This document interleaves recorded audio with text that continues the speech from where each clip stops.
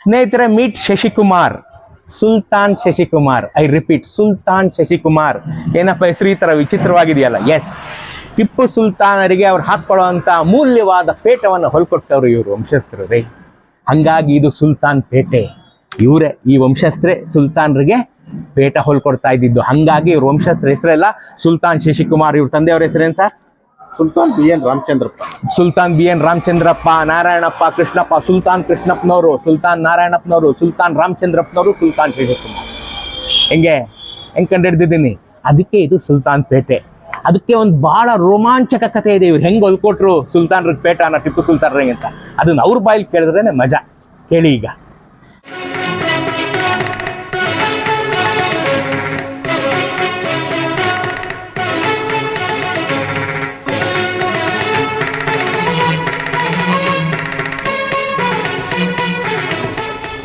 ನಮಸ್ಕಾರ ಸ್ನೇಹಿತರೆ, ಮೈಸೂರಿನ ಕಥೆಗಳಿಗೆ ಸ್ವಾಗತ ಸುಸ್ವಾಗತ. ಎಲ್ಲ ಲೈಫ್ ಎಂಜಾಯ್ ಮಾಡ್ತಾ ಇದ್ದೀರಾ ಅಂತ ಭಾವಿಸಿದ್ದೀನಿ. ಹಳೆ ಬೆಂಗಳೂರು ಅವರಾದ್ರೂ ನೀವು ನೋಡಿರಲ್ಲ, ಇನ್ನೊಂದ್ಸಲಿ ನೋಡ್ಕೊಳ್ಳಿ. ಈಗ ನಾನು ಸುಲ್ತಾನ್ ಪೇಟೆಗೆ ಕರ್ಕೊಂಡ್ಬಂದಿದ್ದೀನಿ. ಎಸ್, ಇಲ್ಲಿ ಬಳೆಪೇಟೆ, ಅಕ್ಕಿಪೇಟೆ, ಕಾಟನ್ ಪೇಟೆ ಮಧ್ಯದಲ್ಲಿ ಇದು 2 ಬೀದಿ ಸುಲ್ತಾನ್ ಪೇಟೆ.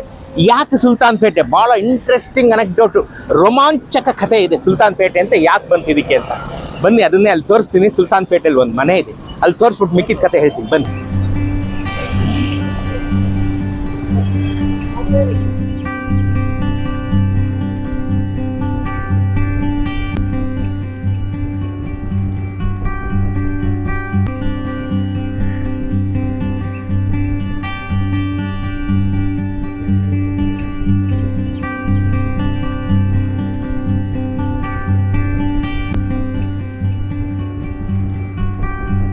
ಕೆಂಪೇಗೌಡರು ಕಟ್ಟಿದ್ದು ಅಕ್ಕಿಪೇಟೆ, ತಿಗಳರ ಪೇಟೆ, ಬಳೆಪೇಟೆ, ಇವೆಲ್ಲ ನಿಮ್ಗೆ ಚೆನ್ನಾಗಿ ಗೊತ್ತಿದೆ. ಈಗ ನಾನು ನಿಂತಿರೋದು ಸುಲ್ತಾನ್ ಪೇಟೆ. ಸುಲ್ತಾನ್ ಯಾರು? ಇನ್ಯಾರು ಸುಲ್ತಾನ್? ಟಿಪ್ಪು ಸುಲ್ತಾನ್. ಅವರಿಂದ ಬಂದಂಥ ಹೆಸರು ಸುಲ್ತಾನ್ ಪೇಟೆ. ಯಾವಾಗ ಬಂತು? ಯಾಕೆ ಬಂತು? ಯಾಕೆ ಅಂತಂದರೆ, ನೀವು ನೋಡ್ತಾ ಇದ್ದೀರಲ್ಲ ಮನೆ, ಈ ಮನೆ ಪದ್ಮಶಾಲಿ ಜನಾಂಗದವ್ರದ್ದು, ನೇಕಾರರ ಮನೆ ಇದು. ತಲಾಂತರದಿಂದ ಇಲ್ಲಿ ಕೃಷ್ಣದೇವರಾಯರ ಕಾಲದಿಂದ, ವಿಜಯನಗರದ ಕಾಲದಿಂದ ಇಲ್ಲಿ ಅವ್ರು ಇದ್ದಂಥ ಜಾಗ ಇದು. ಪದ್ಮಶಾಲಿಗಳು ಇದ್ದಂಥ ಏರಿಯಾ ಇದು ಸುಲ್ತಾನ್ ಪೇಟೆ.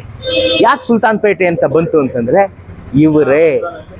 ಇವರೇನೆ ಟಿಪ್ಪು ಸುಲ್ತಾನ್ರಿಗೆ ಅವ್ರು ಹಾಕ್ಕೊಳ್ಳೋ ಅಂಥ ಪೇಟನ ಹೊಲಿದು ಕೊಟ್ಟಂಥ ಪುಣ್ಯಾತ್ಮ ನೇಕಾರರು ಕಣ್ರಿ.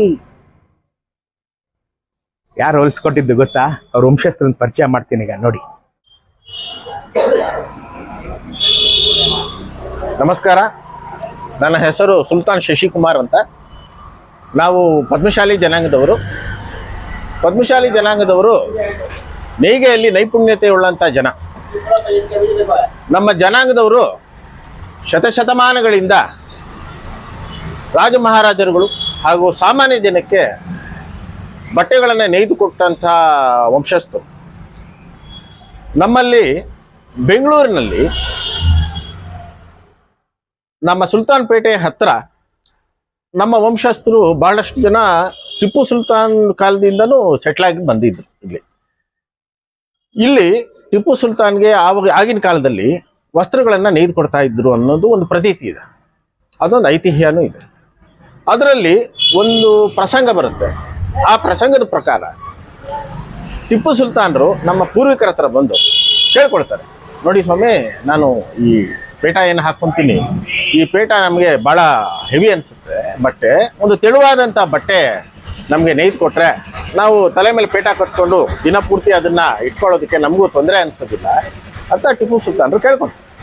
ಆಗ ನಮ್ಮ ಪೂರ್ವಿಕರು, ಆಯಿತು ಮಹಾಸ್ವಾಮಿ, ಅದಕ್ಕೇನಂತೆ, ನಾವು ಅದಕ್ಕೆ ಏನು ಬೇಕೋ ಆ ರೀತಿ ವ್ಯವಸ್ಥೆ ಮಾಡಿ ನಾನು ಆ ಬಟ್ಟೆಯನ್ನು ನಿಮಗೆ ನೇಯ್ದು ಕೊಡ್ತೀನಿ ಅಂತ ಒಪ್ಕೊಳ್ತಾರೆ.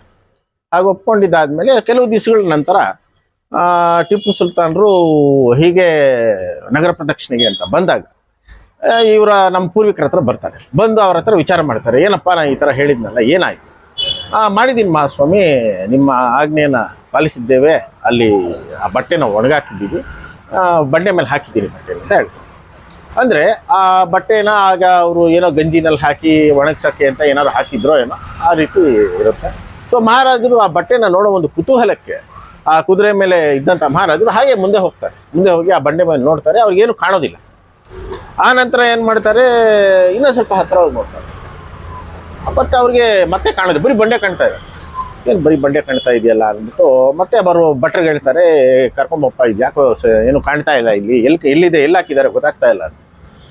ಆವಾಗ ಇವ್ರು ಕರಿಯಕ್ಕೆ ಹೋದಾಗ ನಮ್ಮ ಪೂರ್ವಿಕರಿಗೆ ಅರ್ಥ ಆಗುತ್ತೆ, ಓ ಸುಲ್ತಾನ್ರು ಏನಕ್ಕೆ ಕಳೀತಾ ಇದ್ದಾರೆ ಅಂದ್ಬಿಟ್ಟು. ಆವಾಗ ಅವ್ರೇನು ಮಾಡ್ತಾರೆ, ಒಂದು ಚಂಬಲ್ಲಿ ನೀರು ತಗೊಂಡು ಹೋಗ್ತಾರೆ, ಚಂಬು ಪಾತ್ರೆ ಏನೋ ಒಂದು ಅದರಲ್ಲಿ ನೀರು ತಗೊಂಡು ಹೋಗ್ತಾರೆ. ಹೋಗಿ ಆ ಬಂಡೆ ಮೇಲೆ ಚುಮ್ಕಿಸ್ತಾರೆ. ಚುಮ್ಕಿಸ್ದಾಗ ಏನಾಗುತ್ತೆ, ಆ ಬಟ್ಟೆ ಬುಗ್ಗೆ ಬರುತ್ತೆ, ಆ ಬುಗ್ಗೆ ಹೇಳುತ್ತೆ ಬಟ್ಟೆ. ಆ ಬುಗ್ಗೆ ಹೇಳಿದಾಗ ಆ ಬಟ್ಟೆನ ತೆಗೆದು ಹಾಗೆ ಟಿಪ್ಪು ಸುಲ್ತಾನ್ರ ಕೈ ಕೊಡ್ತಾರೆ. ಟಿಪ್ಪು ಸುಲ್ತಾನ್ರು ಅದನ್ನ ನೋಡ್ಬಿಟ್ಟು, ಏನಪ್ಪ ಇಂಥ ಒಳ್ಳೆ ನೇಕಾರ ನೀನು, ಎಷ್ಟು ಚೆನ್ನಾಗಿ ನೇಯ್ದಿದ್ಯಾ, ಇಷ್ಟು ತೆಳುವಾಗಿ ಒಂದು ಬಟ್ಟೆನ ನೇಯ್ದು ಕೊಟ್ಟಿದ್ಯಾ, ನಾನು ಈ ಥರದ ಬಟ್ಟೆಗಳು ನಾನು ಯಾವತ್ತೂ ಕಂಡಿರಲಿಲ್ಲ, ಅಂತ ಅದ್ಭುತ ಕೆಲಸಗಾರ ನೀನು, ಏನೋ ನನಗೆ ಮನಸ್ಸಿಗೆ ಸಂತೋಷ ಆಗ್ತಾ ಇದೆ, ನೀನು ಏನು ಬೇಕು ಕೇಳ್ಕೊ ಅಂತ ಹೇಳ್ತಾರೆ. ಹಾಗೆ ಕೇಳಿದಾಗ ಆಗಿನ ಕಾಲದಲ್ಲಿ ತಿಂದು ಉಂಡು ಏನೋ ಒಂದು ಕೆಲಸ ಮಾಡಿ ಮಲಗ್ತಾ ಇದ್ದಂಥ ಜನ, ಇವರಿಗೆ ಯಾವ ಆಸೆ ಆಕಾಂಕ್ಷೆಗಳು ಇಲ್ಲದೆ ಇರೋಂಥ ಜನ ಅವರು. ಅಷ್ಟು ನಿರ್ಮಲವಾದಂಥ ಮನಸ್ಸಿತ್ತು ಆಗ ಜನಕ್ಕೆ. ಸೊ ಅವ್ರು ಯಾವುದಕ್ಕೂ ಆಸೆ ಪಡ್ತಾ ಇರಲಿಲ್ಲ. ಸೊ ನಮ್ಗೆ ಏನು ಬೇಡ ಮಹಾಸ್ವಾಮಿ, ನಮ್ಗೆ ಆ ಥರದ್ದು ಏನೂ ಬೇಕಾಗಿಲ್ಲ, ನಮ್ಮ ಕೆಲಸ ಕಾರ್ಯ ಮಾಡ್ಕೊಂಡು ನಾವು ನಮ್ಮ ಪಾಡಿಗಿದ್ದೀವಿ ಅಂತ. ಇಂಥ ಟೈಮಲ್ಲಿ ಏನೋ ಕೊಡಬೇಕು ಅನ್ನಿಸ್ತಾ ಇದೆ, ಸಂತೋಷವಾಗಿ ತಗೋ, ಏನು ಬೇಕೋ ಕೇಳು. ಆಯಿತು ಸ್ವಾಮಿ, ನೀವು ಕೊಡೋದೇ ಆದರೆ ನಿಮ್ಮ ಹೆಸರಿನಲ್ಲಿ ಸುಲ್ತಾನ್ ಅನ್ನೋದಿದೆಯಲ್ಲ ಅದನ್ನು ನಾನು ಇಟ್ಕೊತೀನಿ, ಇಟ್ಕೋಬೋದಾ ಅಂತಂದ್ರು. ಟಿಪ್ಪು ಸುಲ್ತಾನ್ರು ಒಂದು ಸೆಕೆಂಡ್ ಯೋಚನೆ ಮಾಡೋದು, ಏನಂತ, ಇದೇನಪ್ಪ ಇವ್ರಿಗೆ ಭೂಮಿ ದುಡ್ಡು ಎಲ್ಲ ತಗೋ ಅಂತ ಹೇಳಿದ್ರೆ ಇವರು ಸುಲ್ತಾನ್ ಅನ್ನೋದು ಕೇಳ್ತಾ ಇದ್ದಾನಲ್ಲ ಅಂತ. ಸರಿ, ಏನೋ ಆಸೆ ಆ ಮನುಷ್ಯನಿಗೆ, ಬೋಲಿ ಬಿಡು ಅಂದ್ಬಿಟ್ಟು, ಆಯ್ತಪ್ಪ ನೀನು ಇಟ್ಕೋ ಪರವಾಗಿಲ್ಲ ಅಂಥೇಳಿ ಹೊರಟುಬಿಟ್ರು ಅಲ್ಲಿ. ಅಂದಿನಿಂದ ನಮ್ಮ ವಂಶಸ್ಥರು ಆ ಸುಲ್ತಾನ್ ಅನ್ನೋ ಪದವನ್ನು ಅವರ ಹೆಸರಿನ ಜೊತೆ ಇಟ್ಕೊತಾ ಬಂದರು. ಸೊ ಈ ಪದ್ಮಶಾಲಿ ಜನಾಂಗದಲ್ಲಿ ಸುಲ್ತಾನ್ ವಂಶಸ್ಥರು ಅನ್ನೋದು ಒಂದು ಅಂತ ಬಂತು. ಸೊ ಆದ್ರಿಂದ ಈಗ ಐತಿಹ್ಯ ತಿಳಿದಂಥವ್ರು ಇಲ್ಲ, ಅದ್ರ ಬಗ್ಗೆ ಗೊತ್ತಿರೋರು ಇಲ್ಲ. ಇದು ಸಹ ನಮ್ಮ ತಾತನವರು ನಮಗೆ ಹೇಳದಂಥ ಒಂದು ಪ್ರಸಂಗ ಇದು. ಸೊ ನಮಗೆ ಇದು ಮುಗಿದೋಗ್ಬಿಡ್ಬಾರ್ದು, 4-6 ಜನಕ್ಕೆ ಗೊತ್ತಿರಬೇಕಿದು, ಮಾಹಿತಿ ಇರಬೇಕು ಅಂತ ಧರ್ಮಿ ಅವರನ್ನ ಭೇಟಿ ಮಾಡಿ ನಾನು ಇಲ್ಲಿವರೆಗೂ ಅವ್ರನ್ನ ಕರ್ಕೊಂಡ್ಬಂದು ಈ ಒಂದು ಪ್ರೋಗ್ರಾಮ್ ಮಾಡಿಸ್ತಿದ್ದೀನಿ. ಸಂತೋಷ. ಕೇಳಿದ್ರಲ್ಲ ಸ್ನೇಹಿತರೆ, ಇದಕ್ಕೆ ಸುಲ್ತಾನ್ ಪೇಟೆ ಅಂತ ಯಾಕೆ ಬಂತು ಗೊತ್ತಾಯ್ತಾ? ಇವ್ರ ವಂಶಸ್ಥರು ಟಿಪ್ಪು ಸುಲ್ತಾನರಿಂದ ಸುಲ್ತಾನ ಅನ್ನೋ ಬಿರುದು ತಕೊಂಡು ಇವ್ರು ಇಲ್ಲಿ ವಾಸ ಇದ್ದಿದ್ದಕ್ಕೆ ಇದು ಸುಲ್ತಾನ್ ಪೇಟೆ ಆಯ್ತು. ಈ ಕಾಟನ್ ಪೇಟ್ ಮೈನ್ ರೋಡ್ ಇದೆಯಲ್ಲ, ಅದು ಸುಲ್ತಾನ್ ರೋಡ್. ತೋರಿಸ್ತೀನಿ ಇವಾಗ ನಾನು. ಯಾಕೆ ಸುಲ್ತಾನ್ ರೋಡ್ ಅಂದ್ರೆ ಸುಲ್ತಾನ್ ಪೇಟೆಗೆ ಬರ್ತಾ ಇದ್ದಂತ ರಸ್ತೆ, ಹಾಗಾಗಿ ಅದು ಸುಲ್ತಾನ್ ರೋಡ್. ಇವ್ರ ಹೆಸರು ಸುಲ್ತಾನ್ ಶಶಿಕುಮಾರ್, ಇವ್ರ ತಂದೆ ಸುಲ್ತಾನ್ ರಾಮಚಂದ್ರಪ್ಪನವರು, ಅವ್ರ ತಂದೆ ಸುಲ್ತಾನ್ ನಾರಾಯಣಪ್ಪನವರು, ಅವ್ರ ತಂದೆ ಸುಲ್ತಾನ್ ಕೃಷ್ಣಪ್ಪನವರು. ನೋಡ್ರಿ, ಹಿಂಗೆ ನಾವೆಲ್ಲ ಹಿಂಗ್ ಬದುಕ್ತಾ ಇದ್ವಿ, ಅನ್ನೋದಕ್ಕೆ ಇದು ನಿದರ್ಶನ. ಟಿಪ್ಪು ಸುಲ್ತಾನರಂತ ಸುಲ್ತಾನರಿಗೆ ಪೇಟೆ ಹೊಲ್ಕೊಟ್ಟಂತ ಹೆಮ್ಮೆಯ ವಂಶ ಕಣ್ರಿ. ಸುಲ್ತಾನ್ ಶಶಿಕುಮಾರ್ ಸಿಕ್ಕಿದಾಗ ಒಂದು ಫೋಟೋ ತೆಗೆಸ್ಕೊಳ್ರಿ, ಬಹಳ ಅಪರೂಪ ಇಂಥ ಜನಾಂಗ.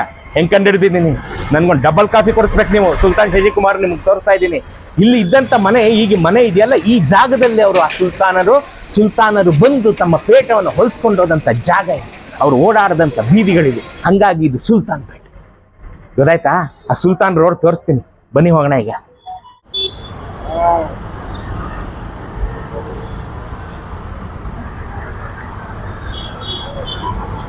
ನೋಡಿ, ಇದು ಕಾಟನ್ ಪೇಟ್ ಮೇನ್ ರೋಡ್ ಅಂತ ಇದೆಯಲ್ಲ, ಅದು ಈಗ ಚೇಂಜ್ ಆಗಿರೋದು. ಕಾಟನ್ ಪೇಟ್ ಮೇನ್ ರೋಡ್ ಇದು ಮುಂಚೆ ಸುಲ್ತಾನ್ ರೋಡ್. ಆ ಕಡೆಯಿಂದ ಬರ್ತಾ ಇತ್ತು ಸುಲ್ತಾನ್ ರೋಡ್. ನಾನು ಅಲ್ಲಿ ತೋರಿಸ್ತೀನಿ ಈಗ.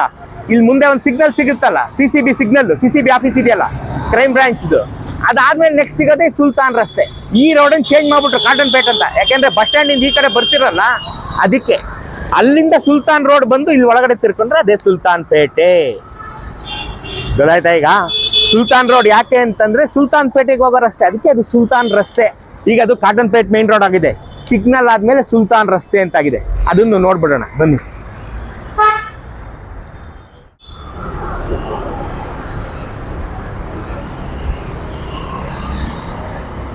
ಈಗ ನೀವು ನೋಡಿದ್ರಲ್ಲ, ಇದೇ ಸುಲ್ತಾನ್ ರಸ್ತೆ, ಚಾಮರಾಜಪೇಟೆಗೆ ಹೋಗುತ್ತೆ. CCB ಇಂದ ಚಾಮರಾಜಪೇಟೆಗೆ ಹೋಗುತ್ತೆ. ನೋಡಿ ಅಲ್ಲಿ ತೋರಿಸಿ, ಬ್ರಿಜೇಶ್ ಅಲ್ಲಿ ಸುಲ್ತಾನ್ ರಸ್ತೆ, ಬ್ರಿಯಾನ್ ಸರ್ಕಲ್, ಬೆಂಗಳೂರು. ನೋಡ್ತಾ ಇದ್ದೀರಾ? ಇದು ಅಲ್ಲಿಂದ ಇತ್ತು ಕಾಟನ್ ಪೇಟ್ ಮೇನ್ ರೋಡ್. ಮುಂಚೆ ಕೆಂಗೇರಿಯಿಂದ ಬರೋ ಜನ ಸುಲ್ತಾನ್ ರೋಡ್ ಇಂದ ಬಂದು ಸುಲ್ತಾನ್ ಪೇಟೆ ಒಳಗಡೆ ಹೋಗೋರು.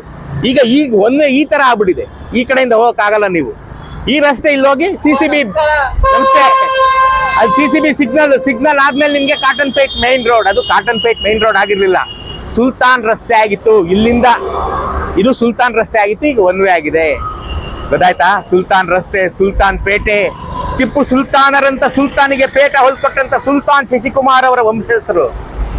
ನೋಡ್ರಿ, ಕನ್ನಡಿಗರು ಎಷ್ಟೆಲ್ಲ ವಿಚಾರಗಳಿಗೆ ನಾವು ರೋಮಾಂಚಿತರಾಗಬೇಕು ಅಂದ್ರೆ ಅದರಲ್ಲಿ ಇದು ಒಂದು ಕಾರಣ. ಸುಲ್ತಾನ್ ಶಶಿಕುಮಾರ್ ಇಲ್ಲೆಲ್ಲಾರು ಸಿಕ್ತಿರ್ತಾರೆ ಮೆಜೆಸ್ಟಿಕ್ ಅಲ್ಲಿ, ಒಂದು ಸೆಲ್ಫಿ ತೆಗೆಸ್ಕೊಳ್ಳಿ. ಹೆಂಗೆ? Take care, love you.